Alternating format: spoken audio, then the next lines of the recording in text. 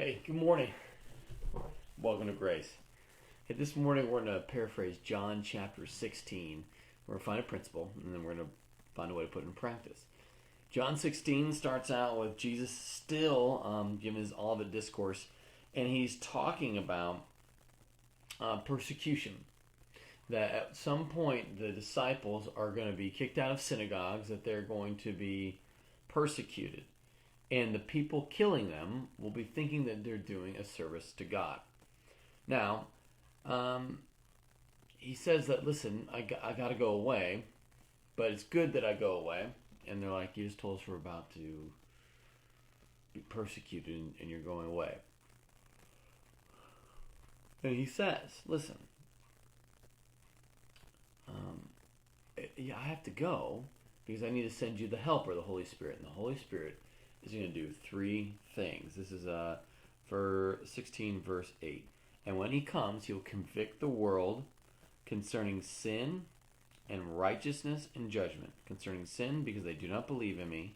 Concerning sin because they do not believe me. Concerning righteousness, because I go to the Father, and you will see me no longer. Concerning judgment, because the ruler of this world is judged. So, the Holy Spirit has three jobs. Convicts the world of sin. It reminds everybody how righteous Jesus is because he goes to the Father. He's the only one who can go to the Father. And he reminds the world that judgment is going to come on those who are wicked and that the devil is defeated. Okay? So, then he's like, listen, I got so many things to tell you, but you can't bear them now. And then whenever the Holy Spirit comes, he's going to help you understand all things. Now, so then he goes back to this sort of thought of your sorrow will one day turn to joy because I'm going to go away, but the Holy Spirit will come, and it's good that I go. And then he says, listen, I'm saying all these things to you in figures of speech. And I love this because I'm going to the Father. For the Father himself loves you because you have loved me and have believed that I have came from God. I came from the Father and have come to the world, and now I'm leaving the world and going to the Father. This is big. Again, anytime, like I have like doubts, insecurities, fears, it's verses like this, like 16:27. The Father himself loves you.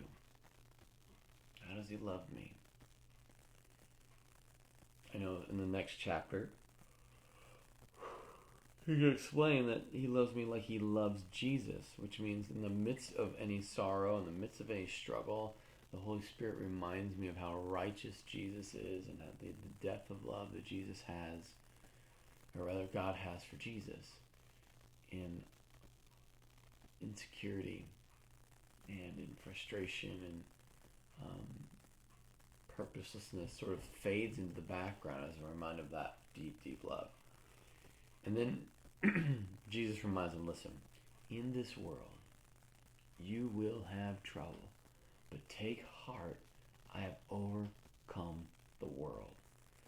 And so you see this sort of reality that Jesus is leaving, giving the Holy Spirit, which is going to give him this insight and conviction of the world about sin, righteousness, and judgment.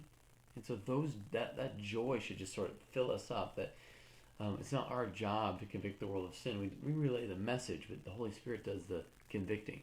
That we can't be righteous. There's no amount of good works that we can do on our own. Jesus is the only one who does that, and he goes to the Father so that and intercedes for us. And then judgment because Satan's defeated. So when we look at this, that's the principle then is the Father's love. The principle then is Jesus overcomes the world by the power of the Holy Spirit, or overcomes, the world, and sends us with the Holy Spirit to do the same. And he's going to be with us in this world. You have trouble, take heart, I've overcome the world. And that reality should give us great hope. So the question then is, am I overcoming or being overcome? When persecution comes, and you're like, okay, I mean, we've had a tough year, but have you been persecuted? I don't know. I mean, maybe. And if you have, good news. Jesus overcame the world. But that question is, am I overcoming alongside Jesus, or am I being overcome? Because the world needs to see that the reality of the gospel is that I don't get defeated by Satan. I don't get defeated by sin. I'm so loved by the Father. And they are constantly missing that. And listen, we're going to have off days, and it's not like we're going to be sinless, but rather we're forgiven. And so we need to be able to have a lifestyle that reflects that hope.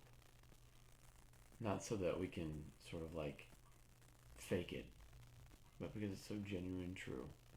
Because the time we spend in the power of the Holy Spirit connecting with God becomes really, really relevant. So, this morning, throughout your day, I want you to be thinking about how instead of being overcome, that we can trust in Jesus who has overcome the world, and he allows us to do the same by the power of the Holy Spirit. Would you pray with me? God, I'm so grateful that this morning we have people waking up, starting to hit that day, starting to get close to you, drawing near to you, finding great favor with you. Would you bless, keep, and shine your face on people that are in real sense of deep need and need your love. You're good, God. You are so good.